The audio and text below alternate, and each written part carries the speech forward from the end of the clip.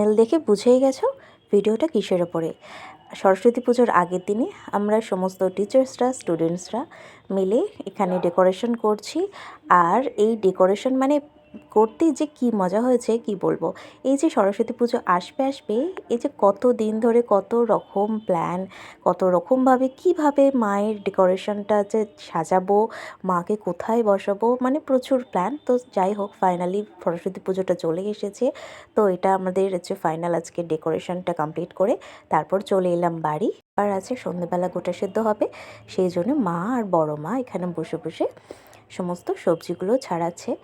আর এখানে আমিও সেরকম হচ্ছে কয়েকটা হচ্ছে কিছু হেল্প করে দিচ্ছিলাম, যেগুলো হচ্ছে টুকিটাকি দরকার পড়ে। আর এখানে সমস্ত প্রায় সবজিগুলো হচ্ছে কেটে রাখা হয়েছে। এটা হলো আমাদের বাড়ির ঠাকুর, আর এটাই মূর্তিটা কিন্তু অনেক পুরনো, অনেক বছরের পুরনো। আর এই মূর্তিতেই আমরা পুজো করি। বাড়ির পুজো কমপ্লিট, এখন বাজে ওই 8:30 মতন। যাচ্ছি স্কুলে, তো চলো স্কুলে গিয়ে তারপর দেখা হচ্ছে। আর এটা হচ্ছে আমার আজকের সাজুগুজু। চলো। আজকের দিনে ঠাকুরমশাইকে পাওয়া মানে বিশাল ভাগ্যের ব্যাপার। আমরা প্রত্যেকে অপেক্ষা করে বসে আছি কখন ঠাকুরমশাই আসবে।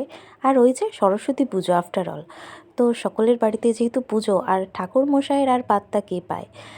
আমাদের সময় ছিল, সকালবেলা বলেছিলেন যে সকাল 8টায় আসবে, উনি এসেছেন তখন 9:30, মানে হচ্ছে 1.5 ঘন্টা লেট।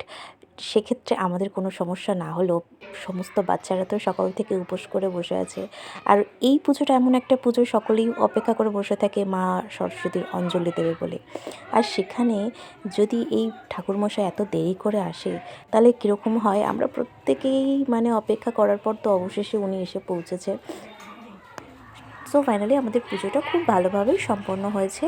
আর এটা হলো আমাদের একটা মিষ্টি স্টুডেন্টস, সৃজনী। ও ভীষণ মিষ্টি, আর আমার থেকে ও বেশি এক্সাইটেড আমার ব্লগ করা নিয়ে, যে আমি কখন ব্লগ করব।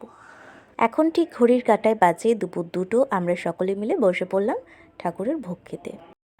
স্কুল থেকে বেরোনোর পর মনে হলো সকলে মিলে যদি কোথাও একসাথে ঘুরে আসা যায় তাহলে খুব একটা মন্দ হয় না।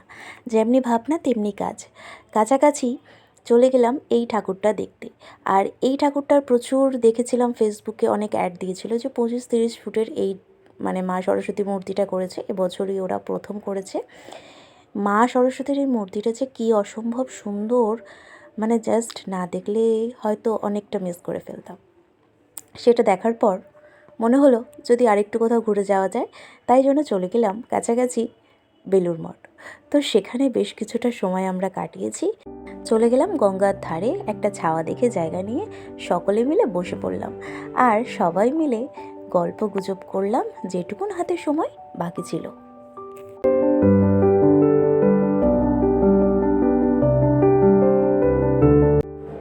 আশা করছি এই সরস্বতী পুজো তোমাদের সকলের খুব ভালো কেটেছে।